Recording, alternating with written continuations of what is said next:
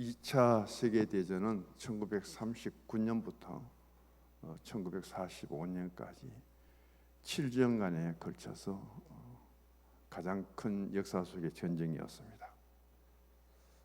미국은 1941년에 참전을 하였고요. 러시아는 막바지에 참전을 하게 되죠.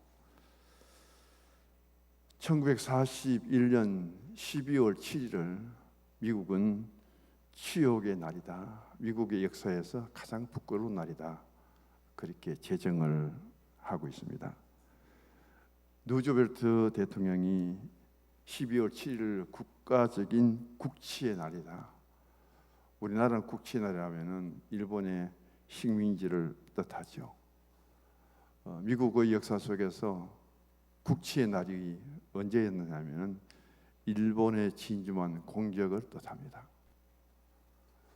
일본이 얼마나 미국을 만만하게 생각했으면은 독일과 이탈리아가 유럽에서 연합군 동맹을 맺고 전쟁을 일으키고 일본이 아시아를 다 점령하는데도 미국은 그냥 구경만 하고 있었어요.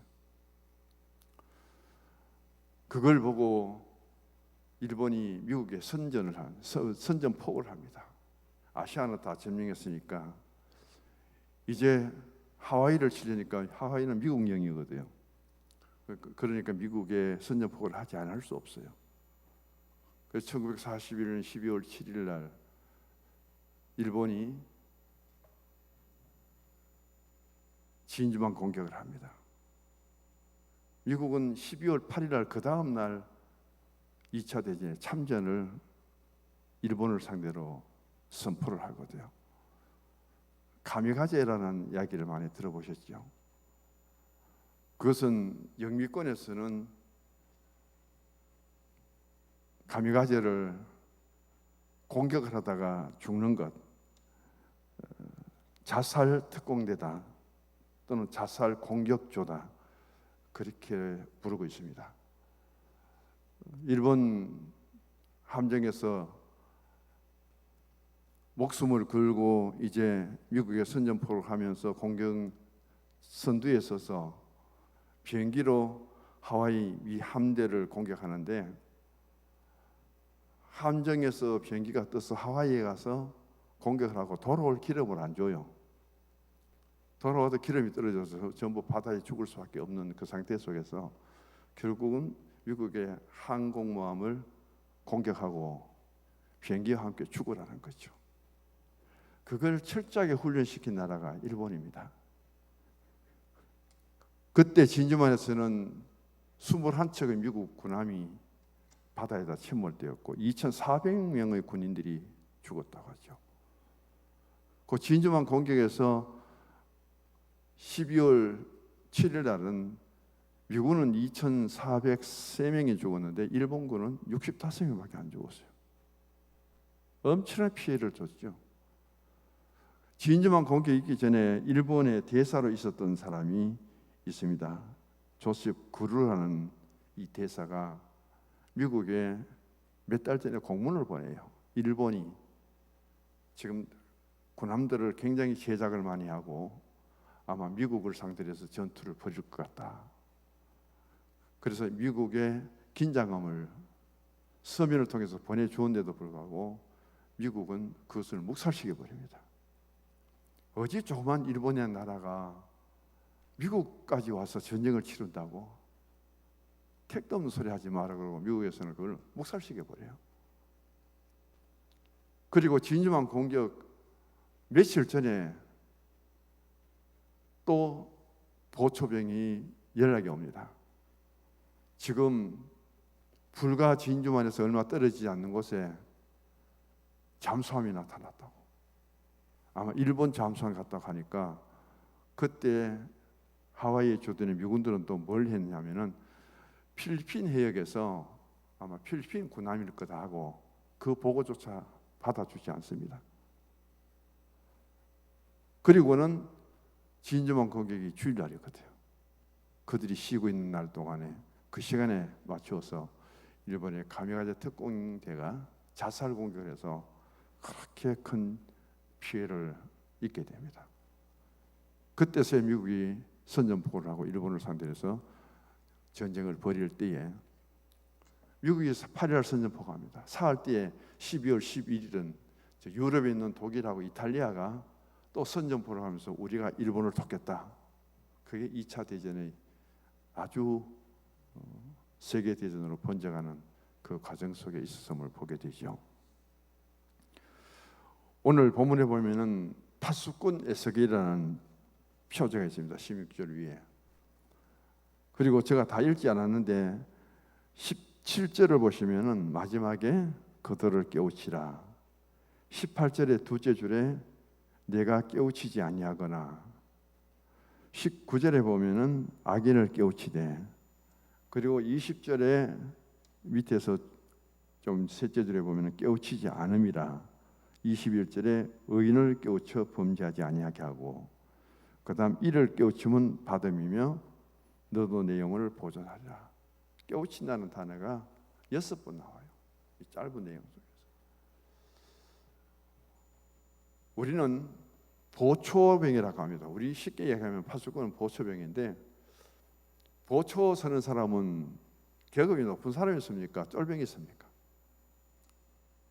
대체적으로 쫄병이 있어요. 전방생활 하는데 제일 힘든 것은 보초거든요. 그 보초병들은 잠을 안 잡니다. 그리고 늘 깨어 있어야 되고, 그 보초병이 자기에게 주어진 구역에서 어떤 돌발 사태가 일어나면은 엄청난 책임을 물어야 돼요. 저는 철책선 근무를 참 오래 많이 했거든요. 겨울이 되면은 전방에는 계속 눈이 옵니다. 보초 서는 것보다 눈 치우는 게 더 힘들어요. 얼마나 많이 오는지. 우리가 여기서 지키는 명절 설날부터 시작해서 공휴일 계속 눈이 오면은 눈구덩이에 살다가 눈구덩이에서 끝나요. 명절이 아무것도 못하고. 그 보초 역할이 바로 파수꾼이거든요. 더 크게 보지 말고 우리 교회 안에서 보면은 우리 교회 안에도 파수꾼이 되어야 되는 거예요.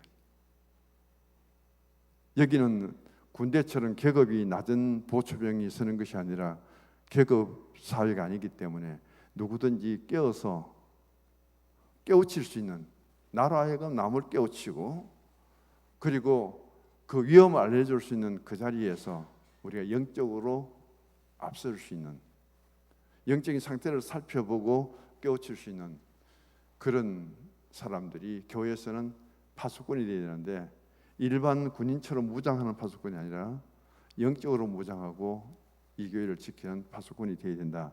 그 말씀을 드리고 싶습니다. 오늘 파수꾼들의 절대적인 조건이 있습니다. 하나는 깨어 있으라.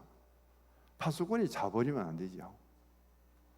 파수꾼이 자버리면은 그 위험성을 인지할 수도 없고, 파수꾼이 그것을 알지 못한다면은 파수꾼이 전하지도 못합니다. 이사야 56장 10절에서 12절 한번 찾아보십시다.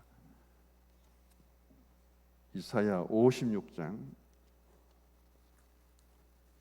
10절에서 12절입니다. 같이 읽어봅니다.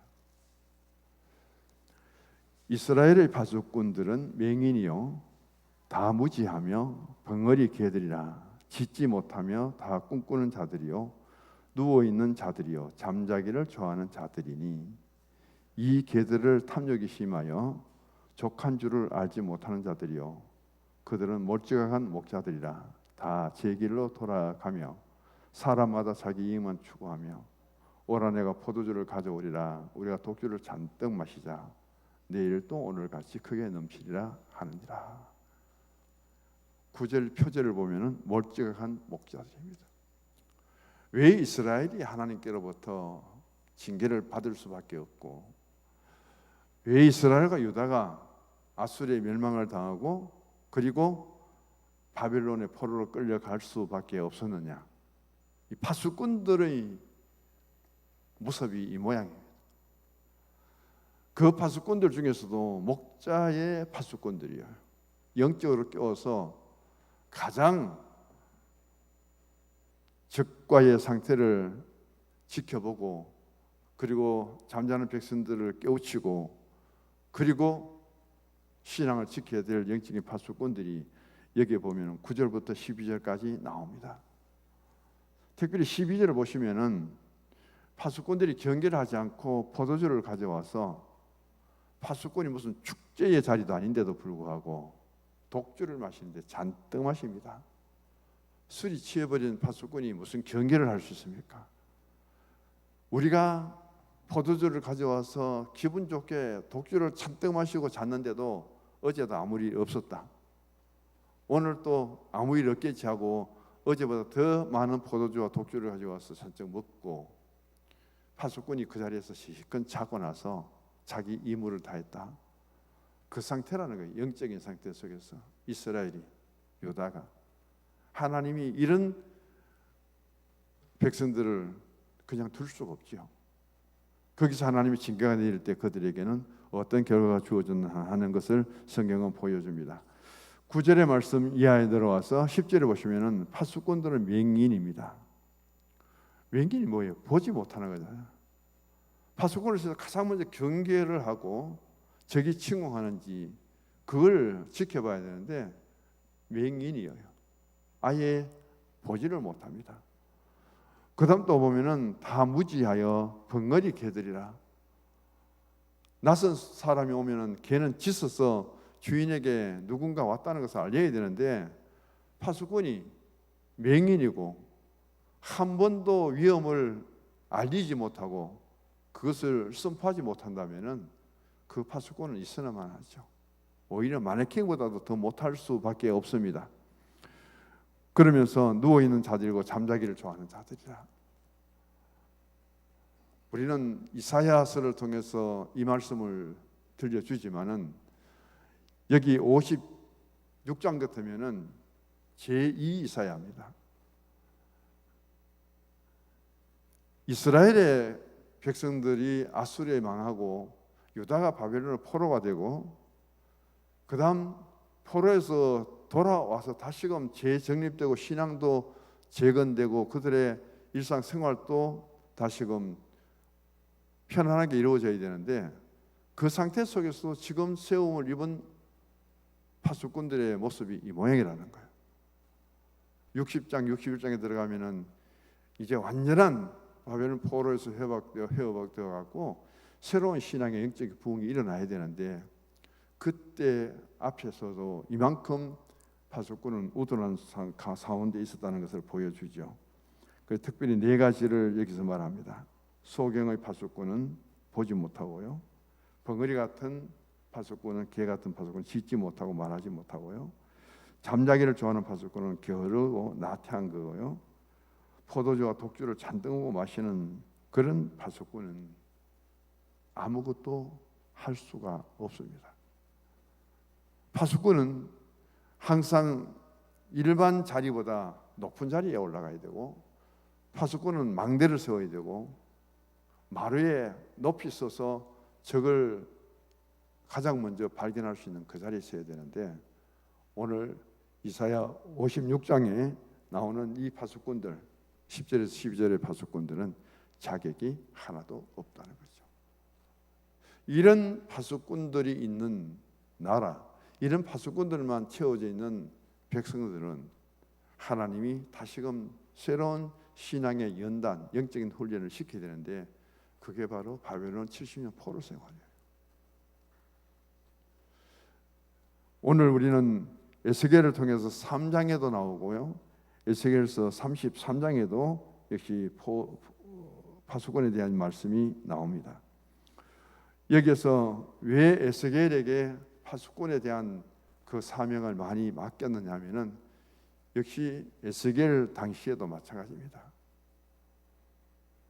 이사야나 그리고 에스겔이나 예레미야나 다니엘까지 하나님의 그 역사 속에서 이스라엘 역사나 그리고 유다 나라의 역사 속에 제대로 된 왕들이 없습니다. 그리고 수없이 선지자를 통해서 그 자신들의 신앙을 깨우치도록 각성하도록 했는데도 그들은 전혀 그 말씀을 알아듣지를 못합니다. 오늘 우리는 에스겔서를 통해서 깨우치라는 말을 굉장히 많이 사용하고 있잖아요. 이것은 하나님의 말씀이 들려질 때, 선지자가 그 사실을 우리에게 들려주실 때 빨리 깨우쳐야 되는 거죠. 내가 받아들이고 무슨 뜻인지 알아야 되고, 그리고 하지 못했던 것을 하게 되고, 파수꾼의 자격이 없는 그런 자리에 있다면 빨리 내가 회복되어서 파수꾼의 사명을 감당해야 되고, 그것을 우리가 가져야 되는데, 오늘 이사야 56장에서 파수꾼의 모습, 그리고 오늘 에스겔서 3장을 통해서 우리에게 주시는 파수꾼의 모습은 하나님께서 모두가 잠자고, 모두가 말 못하고, 모두가 보지 못하는 그런 가운데 이사야 너가 진정한 파수꾼이 되어야 되고, 여기서는 에스겔 너가 진정한 파수꾼이 되어야 된다. 그것을 우리에게 들려주고 있습니다. 파수꾼은 통찰력도 있어야 되고, 그 다음 판단도 잘해야 되고, 그리고 졸지 않고 자지 않기 위해서는 건강도 해야 되겠죠. 자신의 사명을 통해서 나라와 민족을 지키고 어떤 사단 마귀가 틈타지 못하도록 내 자신뿐 아니라 하나님 백성들의 영적인 상태를 지키는 파수꾼이라면 자는 것이 아니라 늘 깨어서 기도해야 되겠죠. 바로 그 말씀을 우리에게 들려주고 있습니다. 반복되는 말씀이잖아요. 17절, 오늘 에스겔서 3장 17절 보시기 바랍니다. 내가 너를 이스라엘 족속의 파수꾼으로 세웠는데 너는 내 입의 말을 듣고 나를 대신하여 그들을 깨우치라. 파수꾼은 누구의 말을 잘 들어야 되냐면은 바로 하나님의 말씀을 잘 들어야 됩니다. 지금 이스라엘 백성들은 무지해서 하나님의 말씀을 들으려고도 안 하고 하나님의 말씀에 대해서 관심도 없습니다. 그래서 하나님이 파수꾼인 에스겔을 통해서 너희 백성들이 듣지 못한 하나님의 음성을, 하나님의 명령을 너가 들어서 잠자고 있는, 영적으로 깨어있지 못하는 이 백성들을 깨우쳐라. 그게 너의 사명이다. 군인이 되어서 보초를 서고 적군이 쳐들어오는가 경계하는 그 파수꾼이 아니라 하나님 말씀을 전하여도 들을 사람이 없고 들으려고 준비된 사람도 없습니다. 오죽하면 하나님이 에스겔 너가 내 말을 듣고 남들이 듣지 못한 하나님의 말씀을 듣고 너가 너 백성들에게 깨우쳐서 영적으로 각성시킬 수 없느냐, 그 일을 하라는 것을 가장 먼저 여기서 말씀합니다. 그러므로 에스겔이 하나님께 주어진 이 파수꾼은 굉장히 자신에게 있어서 사명감이 있어야 된다는 거죠. 하나님 내가 파수꾼이 되겠습니다 한 적이 없어요. 자기가 파수꾼이 된다고 생각도 안 하고 있습니다. 그런데 하나님이 에스겔을 선택해서 하나님이 에스겔에게 파수꾼을 세우는데 에스겔의 파수꾼의 역할은 하나님 말씀을 잘 들어야 된다는 거예요. 왜? 백성들이 전부 듣지 않기 때문에. 너가 잘 듣고 영적인 파수꾼이 되어서 하나님 말씀을 백성들에게 다시금 전파해서 그들을 깨우쳐라, 깨닫게 해라. 첫 번째 주어진 에스겔의 파수꾼의 역할입니다. 우리가 늘 기도하잖아요. 오늘 한국교회는 주일 성수라는 개념이 코로나19로 하여금 완전히 깨어져 버렸습니다. 일본 신사 참배 때도 6.25 전쟁 때도 주일 예배가 단절된 것은 없잖아요. 교회가 문을 닫지 않습니다. 억지로 일본에서 공산주의에서 문이 닫혔을지라도 우리 스스로가 문 닫은 적은 없어요. 근데 코로나19를 통해서 공권력으로 교회가 문을 닫은 경우도 있고요. 주일 성수가 다 깨진 상태 속에 지금 우리 나라도 우리 교단도 서울 영락교에서 총회가 열리거든요. 어제부터 내일까지 그렇게 열리고 있는데 같은 교단입니다. 비록 명성교회가 우리 교단 중에서 세습이라는 것, 그것을 법적으로 지키지 않은 것 때문에 지탄도 많이 받았지만은 어제까지도 총회가 열리는데 7교회가 났습니다. 명성교회 대신 우리 연락교회 와서 총회하자. 인천의 주안교회가 우리 교회에서 총회를 열어라. 서울의 동신교회가 우리 교회에서 열어라. 소망교회가 여기 와서 열어라. 청주에 가면 상당교회가 있습니다. 상당교회에서 여기도 와서 우리가 총회를 유치하겠다. 온누리교회 우리가 총회를 유치하겠다. 우리 교단의 제일 큰 7개 교회가 명성교회 총회를 장소를 부정합니다. 총회가 정한 세습의 법을 어기고 지금 김삼 목사님 아들 김하나 목사님이 목회를 잘하는데 그것을 총회를 열어버리면은 우리가 그것을 잠정적으로 다 받아주는 것 아니냐. 대법원에서 판결 다 났고요.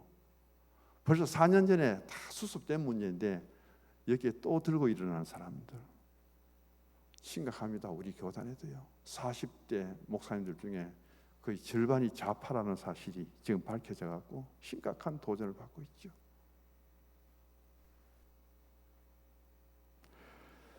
이런 가운데 교회가 교회를 지키는 게 문제가 아니라 지금 교회 지도자들이 정체성을 잃어버립니다. 동성애 문제도 언제 통과될지 모를 지경입니다. 우리는 지금 문재인 전 대통령이나 이재명 씨에 대해서 우리가 이야기하지만은 이 말도 함부로 할 수 있는 교회가 몇 교회나 될까요? 저같이 목사가 앞에서 이 말을 하고 나면은 교인들의 반응도 다를 수 있겠죠. 그러나 그 중에 절반 가까이 우리 교단에도요, 그 사람들을 따르는 완전히 이념에 편향된 목사들이 지금 하고 있습니다. 심각하죠. 우리 교단의 어떤 아주 큰 교회입니다. 그분이 너무 좌파에 치우쳤다고 고소가 들어가니까 당회를 열었는데 시무장님 28명 중에 60%가 좌파예요. 장로님들이. 회의 자체가 안 되는 거예요. 교회는 엄청난 도전을 받고 있습니다. 동성애 문제도 그렇고요.